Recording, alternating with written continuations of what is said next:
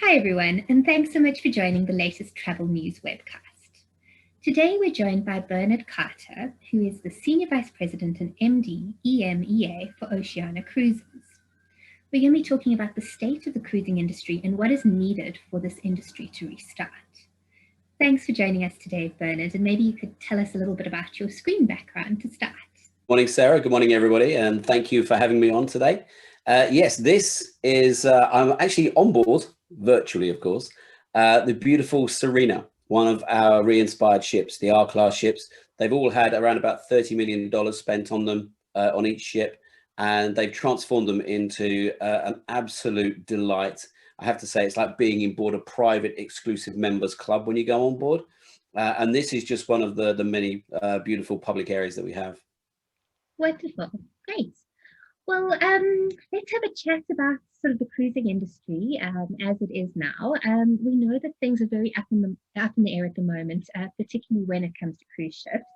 But do you have any idea of, a realistic restart date? And maybe you can share some of the factors or processes that need to be put in place to make cruising a reality again. Yeah, it is a very interesting one, Sarah, because of course what we're seeing now on pretty much a daily basis is the world moving on in different ways and different speeds. You're right, there are factors that need to be brought into mind.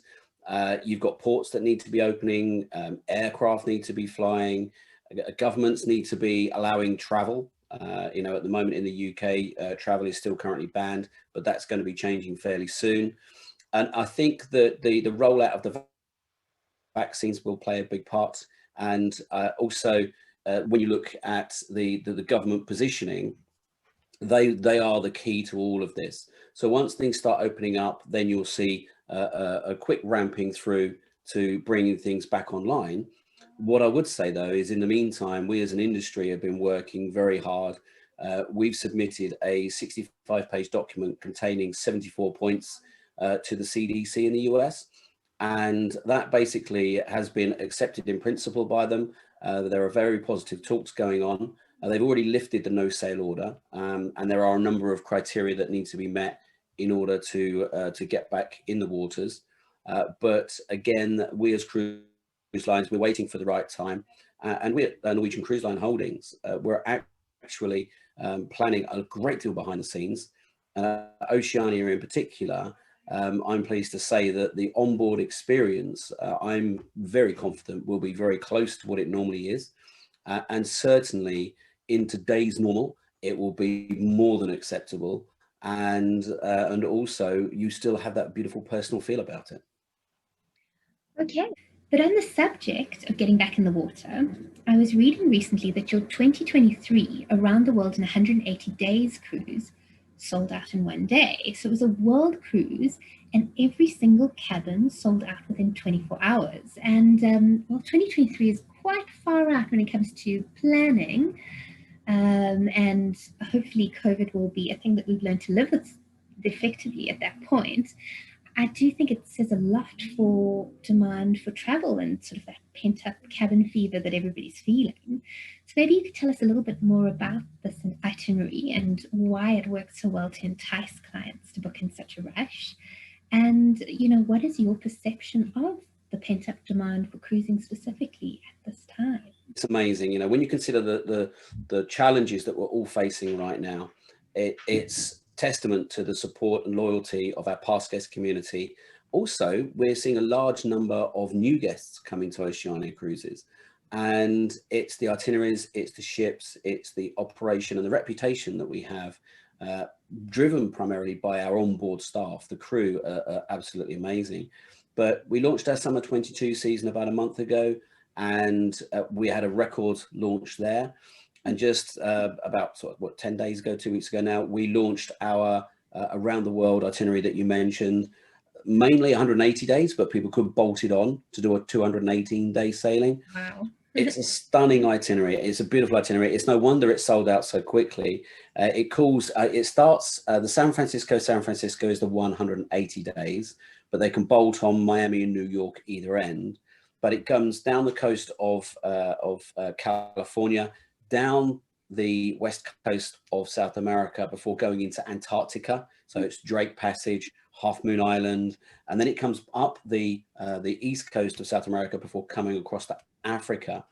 Now, when it comes down the west coast, it's got quite a few ports of call at the top of the west coast of Africa, but then it comes down to Walvis Bay, Cape Town, Mossel Bay, and then it comes around from there up to the Indian Ocean, across to the Far East, where it's got a lot of ports of call in China, Thailand, Vietnam, and it is stunning. And then it comes across the Bering Strait to Alaska. So there's a amazing plethora of ports of call, and the people that have signed up for this are going to have an absolutely amazing time. That really does sound fantastic. And I was reading that a third of the customers were brand new customers, as you were mentioning earlier. So that's a really big percentage of people post-COVID looking to experience something new. Yeah. Wonderful. Okay. Yeah. So what I wanted to ask about that is, when you're positioning, your 2022, 2023 itineraries, how is pricing comparing? Are you guys going in at? Hello. Can you hear me? Okay. Yeah. So we're back. So when it comes to pricing, are you guys going in at a sort of a lower pre-COVID rate, or sort of are you accounting for annual increases, or are the prices quite stable to where we were a year ago? Okay, so yes, I mean, it's interesting to state that pre-COVID, we were in an amazing position as a group. And we have obviously been through that transitionary period now. We've dealt with the challenges, still dealing with them, but we're coming through the other side. And we're seeing that the annual increases that we're implementing are still there to be made, because again, for a business to survive and to flourish, you need to have a plan that moves with inflation across the world. And yes, we're seeing slight increases in prices. For instance, our winter 22-23 season that launches next week. In fact, the itineraries are readily available now. That will see again minimal increases on our pricing, but the pent-up demand that we're seeing, we're expecting that to be another record season launch. Fantastic! Really, really good to hear such positive news at this time.